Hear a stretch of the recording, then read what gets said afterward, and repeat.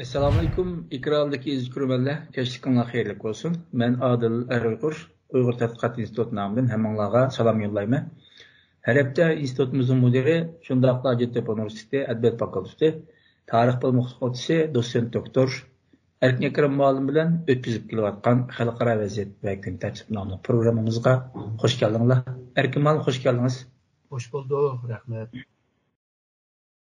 Bu ayın 21. günü yani ötken cuma günü Amerika Prezidenti Joe Biden bilen Yaponiya Baş Veziri Kishida internette, Torda Ali Başlıklar yığını ötküzgeydi. Şimdi bu kıtımkı yığında iki rehber Hong Kong'un vaziyeti, Şarkı Türkistan'daki insan hakları deftercilik kılmıştır.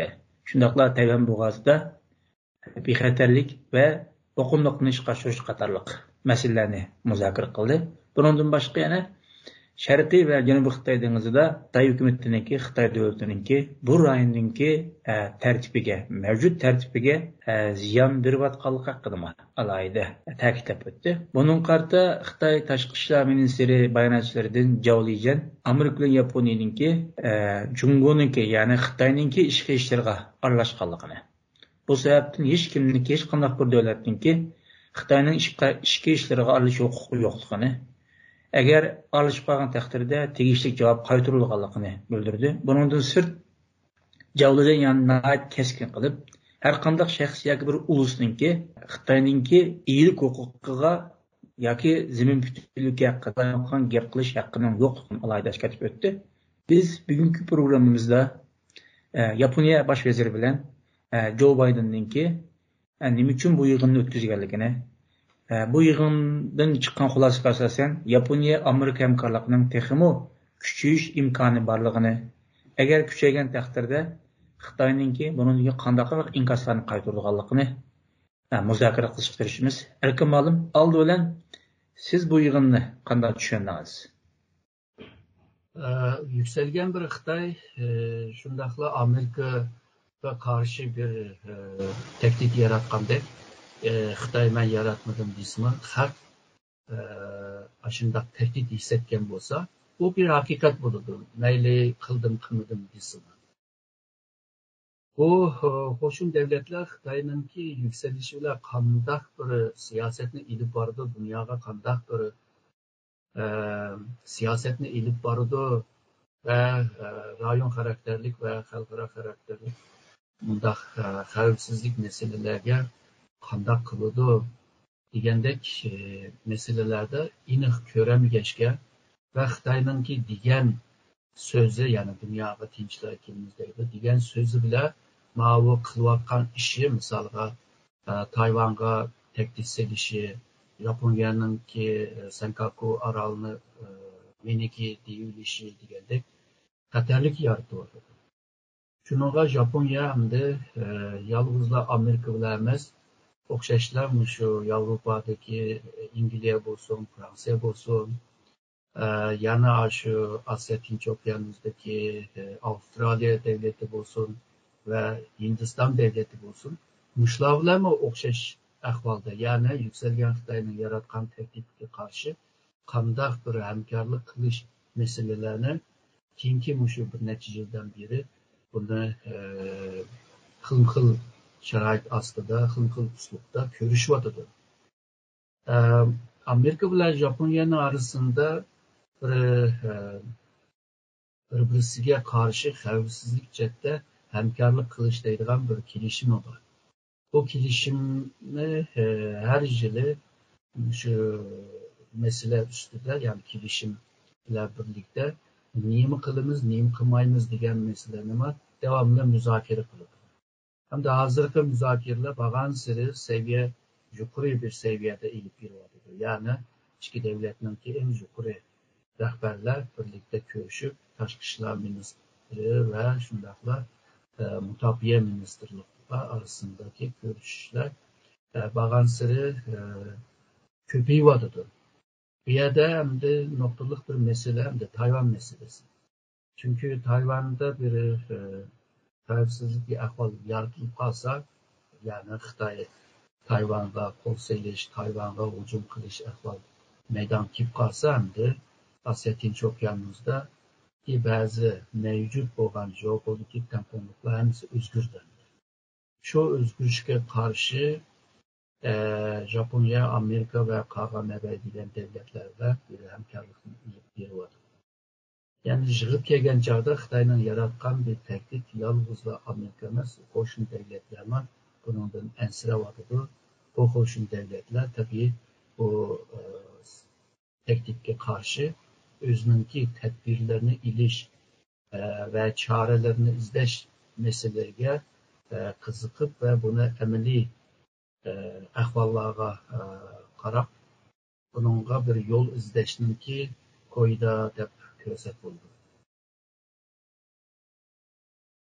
Malum bu Yaponiya baş veziri yoki Yaponiya boshqa davlatlarningki oliy rahbarlar kurashgan vaqtida yoki uzun davlat bilan boshqa davlatningki asosiy iqtisodiy hamkorlik yoki xavfsizlik jihatdan ko'proq tilga olinadi. Ammo bu qatim alayda Sharq Turkistondagi inson haqlari daftarchi qilmishlari tilga olinibdi. Ham bu yoqda Xitoyga bir xil ogohlantirish bergandek bir ahvoli bor.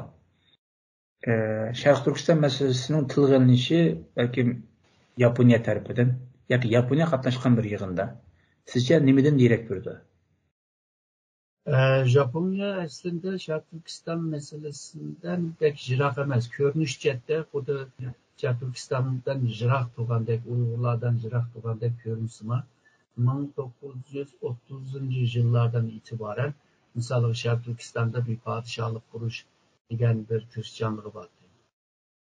Keyin bu Ikkinchi Dünya Urushida bu tugatgandan keyin hamda Amerikaningki bisimi ve Amerikanınki külengisi aslında özününki teknoloji ve iktisadın tarafı kıldırış yolda kirdi. 1980'lerde, 80'nin başında misalga Sharq Turkiston hakkında tapkan bir hücretlik filmler var. Yani İpek Yolu diye. Bu İpek Yolu ile birlikte Sharq Turkiston dünyagını tomurgan oldu. Misalga Türkiye gibi bu filmni kirgandan keyin Turkiyada men hayron qolgandim. Ya'ni Xitoyninki hokimiyat ostida bir Türk xalqi yashaydi ekan deb hayron qolgandim. Aslında dunyomi shu film bilan Sharq Turkistonni 1985'de tanışga boshlagan. Ve Japonya ham shu yani 1980'lerin o'rtalarida Sharq Turkistondagi Uyg'urlarni ve Kazak Kırgızlarını yetiştiriş için alayda programlarını hazırlagan. Tayyor qilgan. Shuningga Japonyada o'qigan nurg'un Uyg'urlar var. Yani bu günlerde Sharq Turkistonda yaşanayotgan bu zulm, yani butun xalqaro hozir bu zulmlar irqiy qirg'inchilik deb tanilyapti. Buni Japonya yaxshi biladi. Bulukma hozirgi bosh ministri Kishidaninki Sharq Turkiston hakkında to'liq ma'lumoti bor deb o'ylayman. Çünkü saylamdan evvelmi şu Japonyadagi Uyg'ur tashkilotlari bilan ko'rishgan, ularningki ba'zi takliflarini va dardlarini anglagan. Sharq Turkistonni yaxshi biladi. Undan boshqa Sharq Turkiston Xitoy uchun nihoyatda muhim bir rayon, strategik ahamiyati bor bir rayon.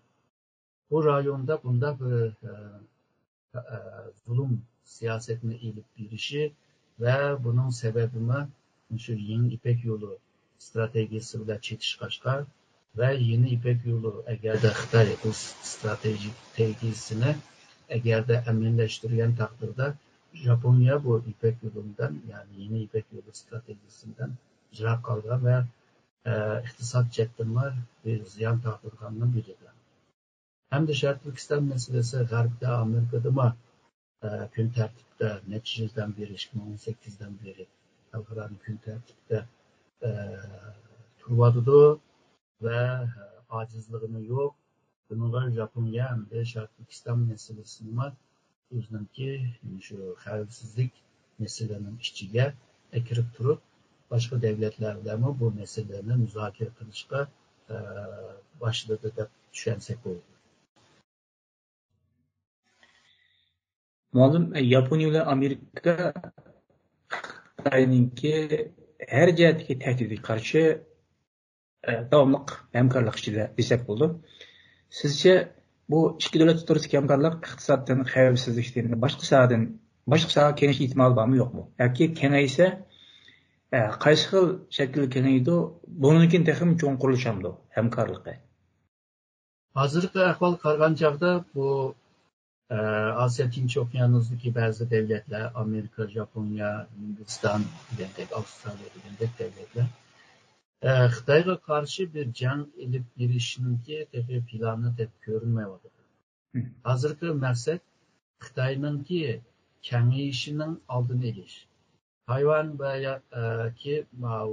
Janubiy Xitoy dengiz rayonlaridagi xavfsizlik masalasiga qarshi Xitoyni to'xtatish, ya'ni Xitoyning yeyilishiga, kengayishini to'xtatish va Xitoyning qolgancha başka devlet ve rayonlara tehdit silişinin aldığını iliş için bir hemkarlık, yani stratejik bir hemkarlıkını ilip bir vakandek görünüyordu.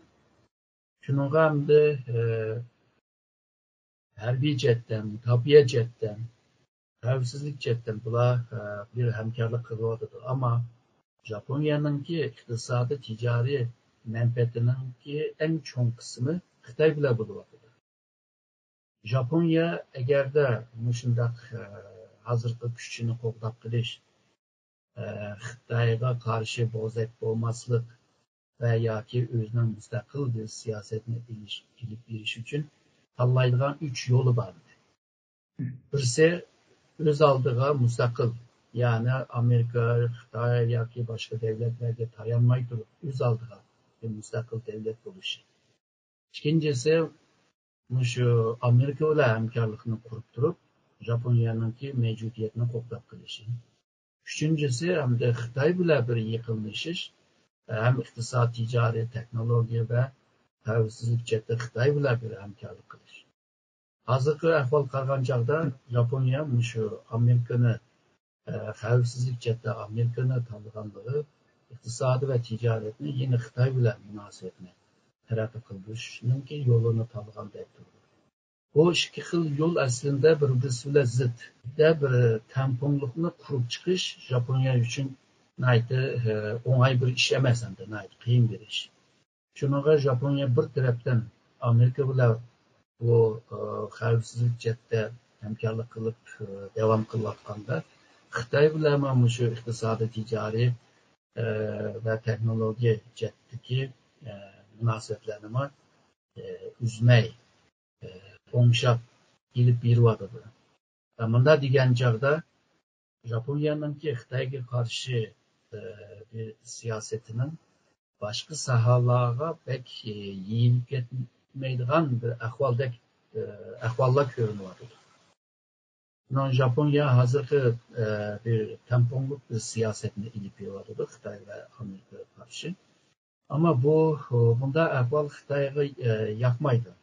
Xitoy Japoniyaga ism ishlatdi. Ya mandaq tur, ya andaq tur. Agarda iqtisod manfaat bilsan, bizga tur deydi. Agarda xavfsizlik jihatdan, ya'ni Amerika bilan hamkorlik qilib, Amerika bilan birlikda menga tehdit solsan, men uni unmayman deydi. Shuningga bu masalani hamda har ikki davlat talash tartish bilan birlikda diplomasiy qoidalarga qarab davom qilyapti. Bu xil tampongliklar uzun davom qilishi biroz qiyin, chunki Xitoy bunda tamponglik siyosatni xohlamaydi, chunki o'ziga bir tehdit solgandek his qiladi. Bunda bir ahvolda endi boshqa kuchlarninkimi Japoniyaning yanida turishi yoki Japoniya boshqa kuchlarning yanida turishi bilan Xitoyga bir besim ishiltalaydi. Bu besimdan foydalanib Xitoy bilan bo'lgan bu iqtisodiy tijoriy munosabatni ma'lum bir seviyede ilib bağlı bo'ldi. Hozirgi bu gap bir zidlikdek ko'ringan bilan, misolga men kuchli bo'lsam, hamda meningki sheriklarim ko'p bo'lsa, men sening bilan iqtisod munosabat qurman desa, ya'ni biroz qo'lida ko'zur bor degan gap. Mana bir xil shaklda Xitoy bilan munosabatni ilib beryapti. Ama oldimizdagi yillarga qaraymiz, bunda bir siyoset nergacha boralaydi deb endi shu kutib turish lozim. Bu Yaponiya tüzüm jihatdan g'arblarga bakroq yaqin desak bo'ladi, ya'ni demokratik tüzüm bor. Shu yaqinda Fransiyada Xitoyning bizga qaratgan zulm siyosati irqiy qirg'inchilik degan mazmun asos qilgan bir qonun ma'qullandi. Bu hammamizni xush qildi. Fransiya oxirida bu sababga qo'shilib jami 9 dak meni bilishim davlat Xitoyning bizga qaratgan zulmini irqiy qirg'inchilikqa insoniyatga qarshi jinoyat deb e'tirof qilgan bo'ldi. Hozir men deb o'tganimdek Yaponiyaning bu tuzum jihatdan yaqinligi balkim yani Yaponiyaning mushu davlatlarninki sepiga qo'shish ehtimoli sal tuvandek ko'rdim men. Chunki siz hozir degan bu Xitoy bilan bo'lgan ko'p qirliq munosabat tufaylidan Yaponiyaning yana ehtiyotli bir shaklda harakat qilgandek bir ahvol chiqyapti hozir. Bu ehtimollik men degandek balkim tuvanmi yoki sizcha? İhtimalli var. Çünkü Japonya mı başka demokratiya devletlerle okşaş, onların kimi meclisi var. Mecliste hem de ilingan kararla, belki bu kararla icra kılışta kıyım bozma, yani pozisiyasını bildiriş için, özünün ki Japonya'nın hükümetdeki bizim işitiş için bozma, mecliste eğer de milletvekillerine çıkıcı alıgan takdirde Japonya'nın meclisinde şu Uygurlara karta yoki Şarkıstanlıklar karta bu ırkı kırgınçılık siyasetini tanqid qilish için bazı kararlarını ağılıp oldu. Çünkü Japonya'nın bazı partileri buna oturup koyuvadıdı. Buna Japonya'da teşvik kılıvadıdı. Hem mecliste sözlevadıdı hem de şu medyada sözlevadıdı. Yani Japonya'da mı asla şu Uygurlarının ki uçar boğam şu ahvalga karşı Xitayni tanqid qilish, Xitayga bisim işitish siyasetimi mevcut emdi. Ama hükümet emdi bu meclisinin ki bisimga qarta Xitay bilan ilib borgan siyasetimi biraz qiyin bo'ldi emdi. Bu qiyinchilik aqlli odamlar uchun qiyinchilik bir fursatdir. Akıllı pek yüksek bulmaganlar olsa bu bir kıyınçılıktır. Şunlara Japonya'daki Japon hükümetinin içinde akıllı yüksek olan adamlar bulduğanlı olsa meclisten çıkaran onda kararlarını özününki Xitayga işletilgan bir vasıta, bir kozur ağlığa eklerleydi. Eklerligen vaxtida Xitay bilan bo'lgan manfaat munosabati bo'libmi iqtisodiy tijorat chetda yanada paydo bo'ldi. Misolga hozir Amerika bilan Xitoy arasında misolda. Amerika Xitoy arasındaki ticari sumu 600 ve 700 milyar doların arasında. Burunqi qarg'anchaqda tig'i ko'payib o'tadi. Yanada Amerika'nın zihniga devam qiladi. Ama Amerika iqtisod tijorat başka her sahada Xitayga bisim işletiyordu ve Xitayga en köp bisim işletken devletinin birisi hem de Amerika. Şununla bunundan ki xalqaro munosabatlerde düşman degan hukm biraz yeniden iniqlashga to'g'ri keldi.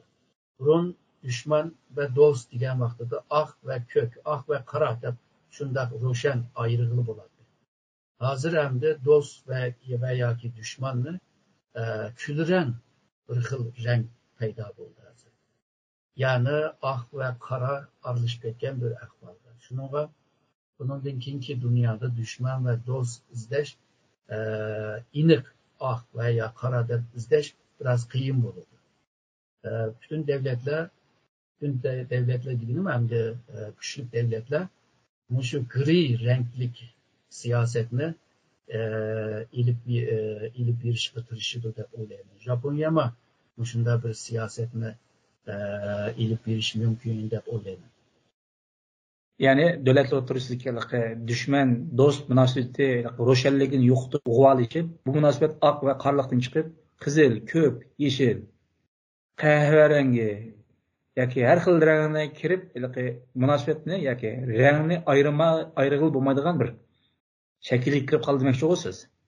Shunday bugünkü dünyada mayli ilim bo'lsin, teknoloji bo'lsin, siyasi, iqtisodi, diplomasi, xavfsizlik degan munosabatlar bir-birisiga kirishib ketdi hozir.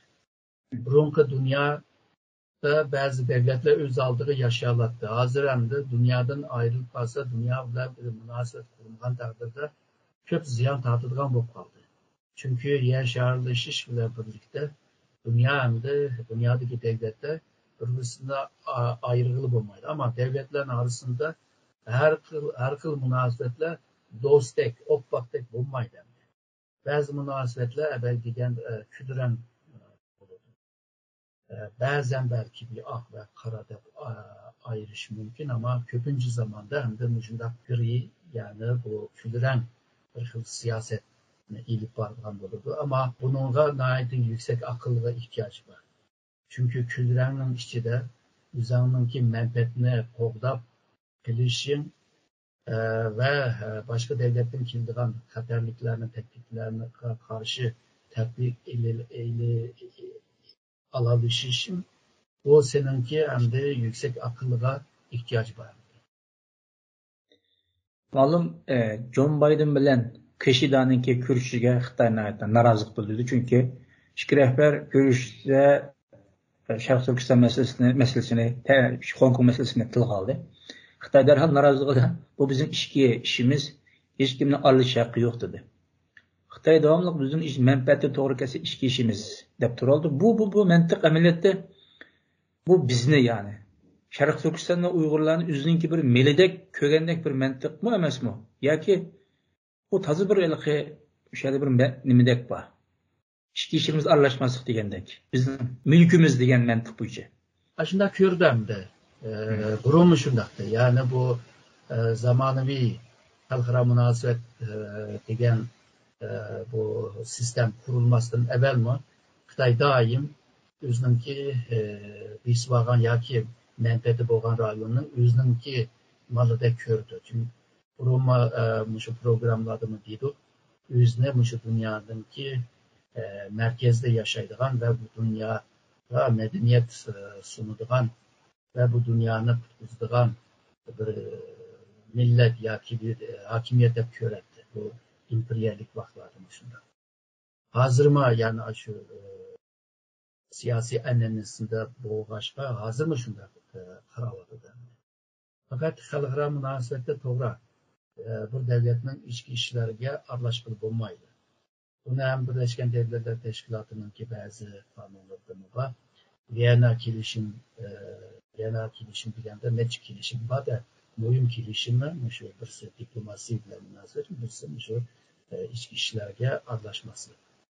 Fakat manda ahvallarda aralashqilib bo'ludi deyilgan bir mesele var. Misalga Birleşken Devletler Teşkilatı'nın ki umumi nizamnameden 7. bölümde bir devlet eğer de hata bir siyasetiyle, yaman bir siyasetiyle hem özünün devletinin içinde hem de rayon başka devletinin ki tavsizliklerine ziyan sağlayan takdirde ondaqda şu Birleşken Devletler Teşkilatı'nın ki Xavfsizlik Daimi Komitesi karar ile o devletke bir müdahale kılıb oldu deydi, aralashqilib oldu deydi. Fakat u yerda karar elish o'ng'ay emas. Misal Xitoy ve qarta eğer de ilingan bo'lsa, bu qiyin bo'ladi. Bundan sırt hamda şu Yugoslaviya devleti yemirilgan jarayonda nurg'un ichinishlik ahvollar yaşandı. Yani Sırplar Müslüman'a karşı bir ırkı kırgınçılık ilip vardı. Bu vaqtida ondan çıkan bazı kilişimler peyda oldu. Bu nima deganda eğer de bir devlet özünün halkını açlıktan, qiyinchilikdan, zulümden, tecavüzden, urushdan, qiyinchiliklardan qutqizamasa başka devletler birlikte bununla aralashaydi degan. Yani bu nima degan chog'da devletin iç işlerle aralashqilib olmaydı ama bazen insan hakları ilgilik hukukundan mı üstün degan ma'no keldi. Bu Yugoslavya vakasından çıkan o qoğdunuşunun mesuliyeti degan tercüme kılsak bir ma'no çıktı. Bunda bir göz karaş Birleşken Devletler Teşkilatı'nın 2005. yılda nurgun devletlerinki başlıkları kelip ortak imzalaşkan bir kilişim var. Ve şundakla Birleşken Devletler Teşkilatı'nın bazı kilişim, bazı kanun, bazı kaydılara veya çağrışlara bu hukumat kirgen oldu. Bunundan başka biz dolu deydiğim mesela Şarkı Türkistan bir müstemlike rayonu. İstinvagan bir rayon. Bu rayondaki adamlar tutulmen bu hakimiyetten, bu zulümden. Digen takdirde Birleşken Devletler Teşkilatı'nın bazı kanunlarına müracaat kılıyor. Yani 1960'da 514 numaralı kanun aşınlığına katılgan. Yani bir müstemlike aslındaki halkta azat olmayan ise onun ruhsat veriş, zeminini tatlagan toprakını, bisvagan toprakını kayıtıp veriş. Misalga, eğer de Şarkı Türkistan'ın Xitayning bir müstemlike rayonu deganni xalqaro qoyil qilingan taqdirda bu vaqtida yanada Xitoyninki bu ichki ishlarga aralashqili bo'ldi degan gap. 2001'de 11 sentyabrdan keyin bir taraqqiyot bo'ldi. Bir tarafda Xitoy Sharq Turkistonchilarni xalqaro terror tashkiloti deb e'lon qildi. Bu yerda ishlatgan xalqaro degan bir gap bor. Yana bir chetdan Amerika shu vaqtlarda, misol 11 sentyabr voqeadan bir oydan keyin Amerika Xitoyni terrorizmga qarshi jang etishda Uyg'urlarninki haqlarini dafsanda qilib bo'lmaydi deb o'z vaqtida Amerikaning prezidenti George Bush raisi Jiang Zeminga aşı gapni degan. Yani demakchi bo'lganim to'g'ri, xalqaroda bir devletning ichki ishlariga aralashqili bo'lmaydi, huquqqa chekinib bo'lmaydi.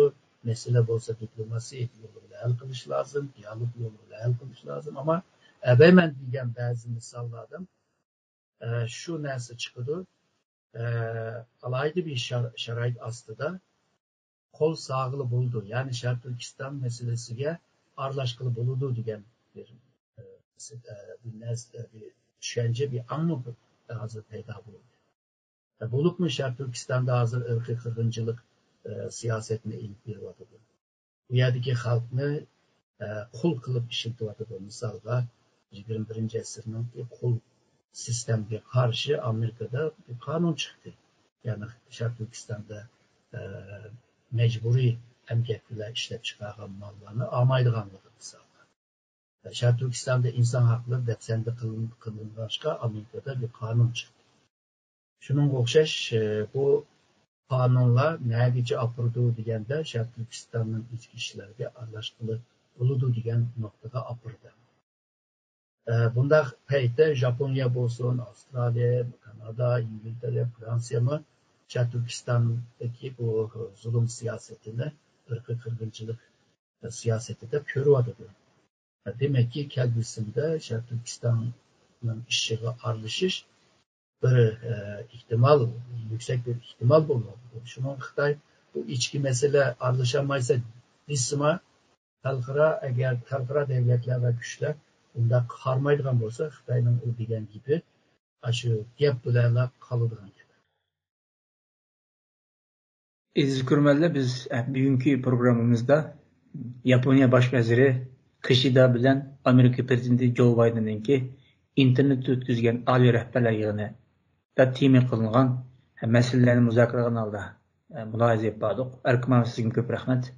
Men rahmat etaman.